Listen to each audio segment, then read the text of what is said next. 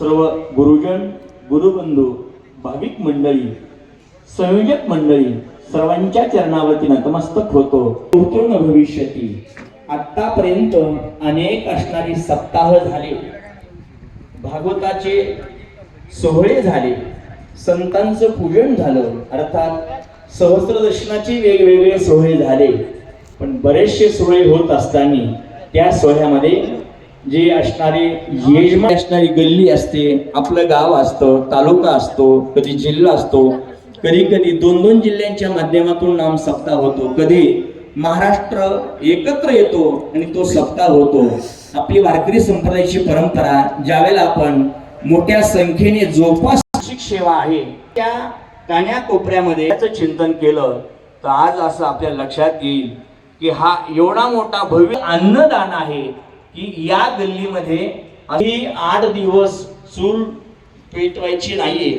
चूल बंद आमंत्रण असा हा सोहळा वैयक्तिक एकच असणारे म्हणजे आदरणीय पूज्य दगडू भाऊ चौगुले परिवाराच्या वतीने अर्थात आदरणीय गजाननजी चौगुले वकील साहेब हा एकटे सर्व असणारा हा सप्ताहाचा खर्च करून या शहरातल्या आणि या जिल्ह्यातल्या महाराष्ट्रातल्या तमाम वारकरी बंधूंना परमार्थातलं ज्ञानदान अर्थात त्यांच्या माध्यमातून सगळ्यापर्यंत पोहोचत आहे.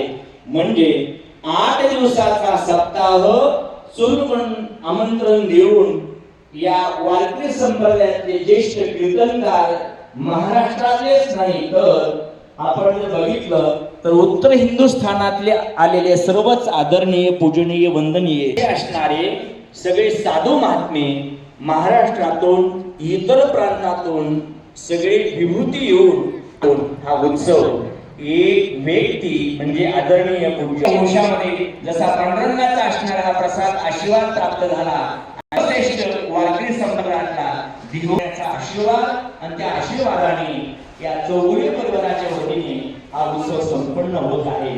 पुनश्च सप्ताह समिती आणि चौगुले परिवाराने माझ्या वामाने पूर्ण विराम दिला आहे. आज या विश्वामध्ये धाराशिव शहराला सुवर्णाक्षरामध्ये लिहावा असा दिवस संपन्न झाला न होतो. उत्सवाच्या माध्यमातून सगळ्यांच्या असणाऱ्या अंतःकरणातील प्रफुल्ल उत्तम भावना या भावनेला प्रणाम करून मी परमात्म्याचं चिंतन करण्याचा प्रयत्न करतो. आज आहे प्रथम प्रवचनाचा दिवस म्हणजे सप्ताहातला दिवस.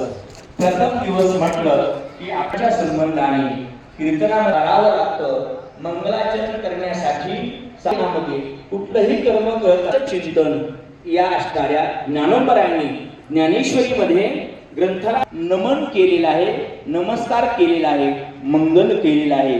त्या मंगलाचं आपल्याला एक पाचंतांनी जर आपण चिंतन करू आपण लागलो तर मला असं वाटतं मंगलाची अनेक कारण आहेत. मंगल का करावं त्याच्यात फक्त मी एक कारण सांगणार आहे. मंगल एवढ्यासाठी करायचं असतं आपण जे आपल्या हातामध्ये एखादं कार्य घेतलेलं असतं ते कार्य ती साधना निर्विघ्नपणे पार पडावी म्हणून या संप्रदायामध्ये एक दंडक आहे. म्हणून जरी आपण या आपल्या जीवनामध्ये कारणापैकी मी फक्त एक कारण सांगत आहे आपल्याला नमन का करायचं असं जर तुम्हाला कोणी विचारलं तर त्याच्यासाठी आमच्या संत साहित्यामध्ये शास्त्रामध्ये पुराणामध्ये वेदाने त्याचं कारण सांगितलं की आपलं कार्य निर्विघ्नपणे पार पडावं म्हणून त्या परमात्म्याला नमस्कार करावा लागतो. त्या साधू वेदाला नमस्कार करावा, पुराणाला नमस्कार करावा, शास्त्राला नमस्कार करावा, श्रीगुरूंना नमस्कार करावा.